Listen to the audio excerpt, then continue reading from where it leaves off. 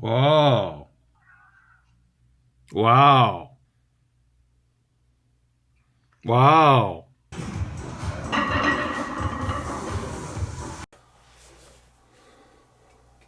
안녕하세요, 힌드링입니다. 지난번에 유튜브 이웃분 중에 한 분이신 CJ 샤인님께서 고중량 리프팅 훈련 중에 실신하는 증상에 대해서 질문해 주신 적이 있는데 그거에 대해서 간략하게 이렇게 설명을 드리고자 합니다. 원인이야 다양하게 있겠지만은 우리가 아무래도 운동하는 사람들이니까 웨이트 트레이닝과 관련된 부분에 있어서만 간략하게 설명을 드린다면은 고 하기도 하고 패싱 아웃 패스 아웃이라 하기도 하고 여러 가지로 그렇게 부르기도 하는데 우리말로 쉽게 말하자면 실신이죠, 실신. 그럼 실신이라는 게 왜 일어났느냐? 그냥 이제 뇌 혈류량 감소로 인해서 일시적인 이제 의식 상실 상태를 얘기합니다. 특히 이제 그 운동할 때 오는 실신 상태는 그렇게 긴 상태는 아니죠. 잠시 딸깍 갔다가 딸깍 하면서 돌아오는 그 정도 시간밖에 걸리진 않는데, 훈련 내용 중에 또 많이 고중량이 있다든지 혹은 자기 능력 이상의 실력을 발휘해야 되는 시합장에서라든지 이런 곳에서 많이 발생을 하고 있죠.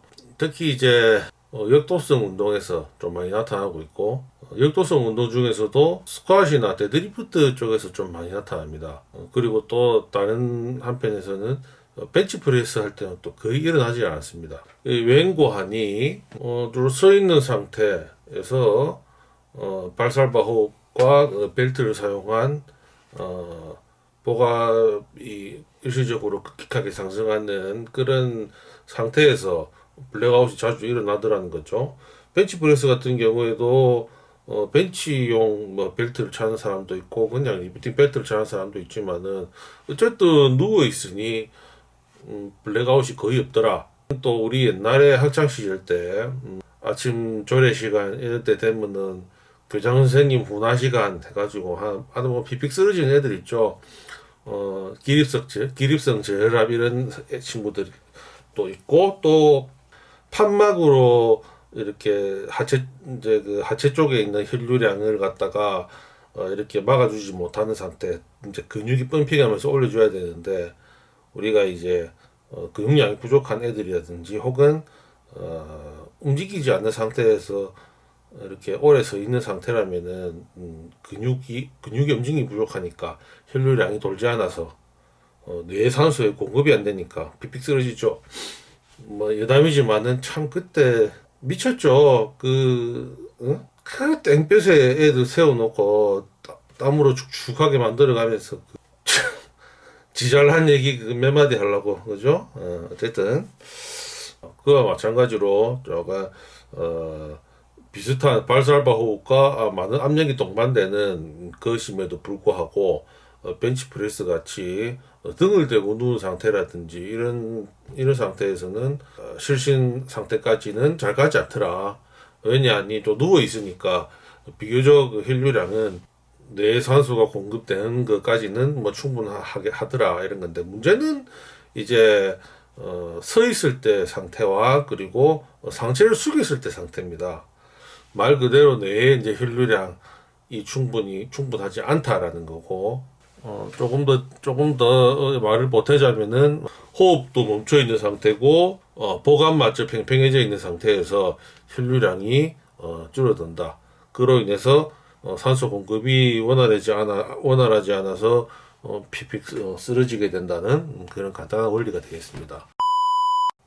그리고 이제 나머지 하나는 조금 지금까지 얘기한 단순히 이제 혈류량 공급에 의한 실신 같은 경우에는 일시적이고, 또 그걸로 인해서 질병이 발생한다든지 그런 거는 찾아보기 힘들 겁니다. 이제 문제가 되는 것은 이 저혈압, 미리 말씀을 드리자면은 저혈압 쇼크가 오는 때가 있습니다. 일반적으로 우리가 고혈압인 상태의 사람이 힘을 많이 주는 운동을 한다든지 이러면 위험하다고 알고 있죠. 특히 이제 그 우리 환절기 때 보면은 나이 드신 분들이 많이 돌아가십니다. 특히 어느 때 많이 돌아가시냐면은 아침에 일어나서 용변을 보실 때 그때 이제 쇼크로 많이 가실 때가 있거든요.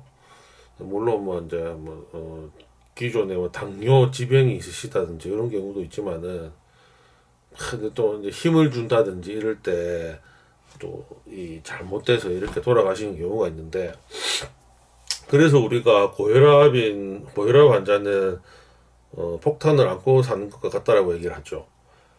하지만 또 의외로 리프팅 운동을 하는 사람들 중에서 혈압이 높은 사람들이 좀 있습니다. 근데 그런 사람들이 혈압으로 인해서 문제가 생겼다는 경우는 참 찾아보기 힘들어요. 하지만 저혈압인 사람들이 그 고중량 운동, 웨이트 트레이닝을 했을 때 좀 문제가 되는 것 같을 수 있습니다. 왜냐하면 우리가 이제 고혈압인 항상 이제 터지는 풍선만 하는데 저혈압인 상태에서 운동을 했어요. 예를 들어서 저혈압인 상태에서 자 발살바 호흡을 가하고 또 복압을 팽창시키고 그 상태에서 데드리프트 같은 경우에는 또 그 상태에서 벨트를 하고 숙이면은 어마어마한 압력이 생기죠. 내복압이라고 하죠. 뭐 우리들 흔히 하는 말로 어마어마한 팽창된 상태에 갔다가 이놈이 툭 그렇게 예를 들어서 리프팅이 끝나고 툭 풀려버려요. 그러면은 이 혈압이 기존의 그 리프팅 전의 혈압보다 이렇게 똑 떨어진단 말이에요. 그런데 이제 저혈압 쇼크가 오는 거예요. 그래서 오히려 운동 수행자에 있어서는 저혈압이 조금 더 어떻게 보면 위험할 수도 있다. 문제가 더 심각할 수가 있다는 거. 그래서 뭐 오히려 이제 역도성 운동을 포함한 웨이트리프팅 같은 경우에는 살짝 높은 혈압이 또 수행하는 과정이라든지 또 이렇게 정신무장에 있어서는 조금 더 좋은 경우가 많습니다. 물론 가족력을 봤을 때 고혈압인 상태에서 또 어떤 힘을 가하는 걸 했을 때 좀 문제가 있었던 사람이 있다면은 조금 주의를 할 필요가 있겠지만, 어쨌든 고혈압도 약간의 위험은 안고 있지만은 저혈압도 조금 깊은 상담을 한 후에 운동을 하는 게 좋지 않느냐, 그렇게 생각하고 있습니다. 사실 이거 말고도 여러 가지 사례도 있고 또 뭐 하긴 한데, 사실 이 두 가지가 가장 큰 영향을 미치고 있기 때문에 간략하게 두 가지만 말씀드렸고, 이 정도 이제 알고 계시면은 또 한편으로는 실신 혹은 실신에 가까워지는 증상이 잦다라는 생각을 하는 분들이 아마 있을 거예요. 본인 스스로. 그러면 이제 검진을 통해서 본인 스스로가 이제 예방 혹은 판단을 할 수가 있는 거죠. 건강에 이상이 없는 사람이라면은 예방할 수 있는 방법은 없느냐?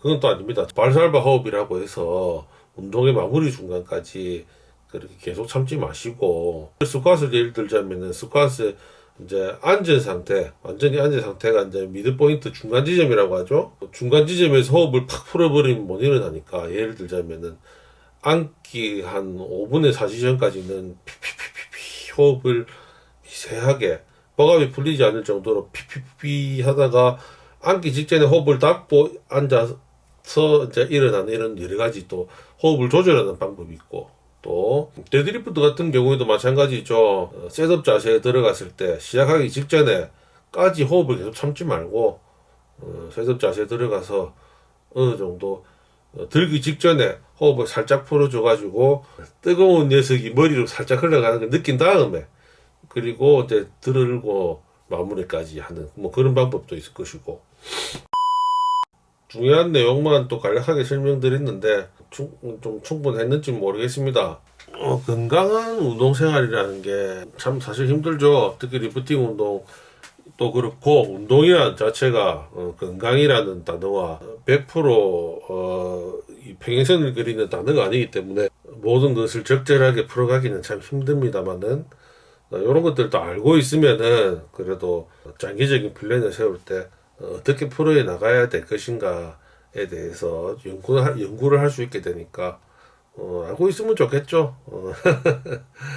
그렇게 하고 혹시 뭐 궁금한 거 있으신 분들은 댓글 남겨주시면은 제가 또 이렇게 영상으로 또 만들어 볼 테니까 질문해 주세요. 오늘 또 뭐 시청해 주셔서 감사하고 또 다음 시간에 또 뵙겠습니다.